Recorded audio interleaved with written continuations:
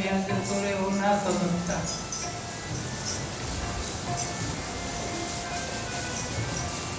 અવળે રસ્તે ગયેલા પુત્રને મા બાપ કવડે રસ્તે વાળે છે, ના વાળે તો ધમકી આપે. અને આપણે અવળે રસ્તે ગયેલા મનને સમજાવી પટાવીને સવળે રસ્તે લાવવાનું. આજે એમ મનમાં થાય કે બસ આજે મારે ગમે તેમ થાય પણ અહીંથી છૂટીને પાણીપુરી ખાઈને જ ઘેર જવું. નહીં, પણ આજે તો નહીં જ મળે. મનને કાબુમાં કરવાનું કે આજે તો માંગુ છું ને આજે તો તને નહીં જ આપું. મનને કાબુમાં રાખવાનું. જ્યાં સુધી ગોળથી મળતું હોય તો ધ્યાન આપવાની જરૂર ખરી. કોઈને પ્રેમથી કહેવાતું હોય તો આપણે કઈ એવા શું કરો વાણી બોલવી. ગોળ આપવાથી મરી જતું હોય તો ઝેર આપવાની જરૂર નથી. વાણી મીઠી રાખવાની. આ બધું સદગુરુ સમજાવે છે. હિંમત હાર્યા વિના મનને સત્ય પંથે વાળવા પ્રયત્ન કરો. બનશે તેટલું કરીશ, પણ એ પ્રભુએ શક્તિ તારે મને આપવાની છે. મન તો મારું ચંચળ છે, આમ તેમ ફર્યા કરે.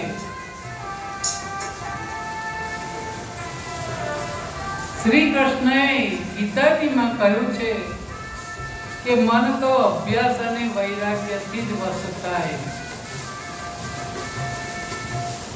ધ્યાન ને ધારણા કાયમ રાખવીને કાયમ કરવો અભ્યાસ. આ પાનબાઈના ભજનો. એક પણ ભણ્યા નથી, કશું જ ભણ્યા નથી, પણ એમના એક ભજનો એવા છે ને કે આપણો અંતરનો માયલો જગાડી દે, અંતરના કમાડ ખોલી નાખે.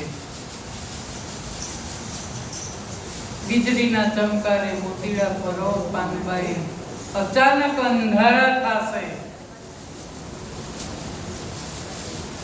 બેઠા બેઠા ગબડી પડીશું, રામ બોલો ભાઈ રામ થઈ જશે. આમ વીજળીના ચમકારે મોતીડા પરો. જલાબાપાએ વીજળીના ચમકારે મોતીડું પરોવી લીધેલું. હો, જ્યારે ભગવાન લેવા આવ્યા ને, માંગવા આવ્યા ને, અને પછી વીરબાઈને માંગ્યા, વીરબાઈનો હાથ પકડાવ્યો ને, ત્યારે સતાધારમાં આમ હાથ પકડે ને ભગવાન સતીનો, અને ત્યાં સતાધારમાં આપા ગીગાને ત્યાં એની જાતે ઢોલ નગારા વાગે, જાત પખવાજ વાગે, અને બધા વિચારે કે એકદમ શું થયું. એકદમ એની જાતે નગારા ને ઝાલર વાગે. આપા ગીગાએ કહી દીધું કે આપણો વીરપુરના જલાએ મોતીડું પરોવી લીધું.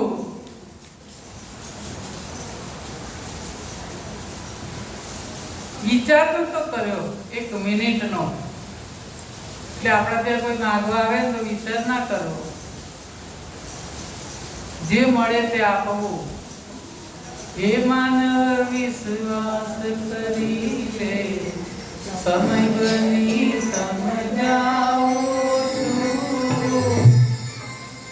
આ દુનિયામાં ઈચ્છાથી અવતાર ધરીને હું આવું છું.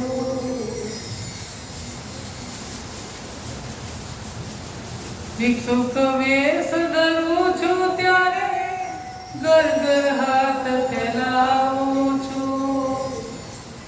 માફ કરી દો એ શબ્દ સાંભળી, ઉતરાથી તો સાવધ રહેવું એવું વાંચીને વયો જાઉં છું. હે માનવ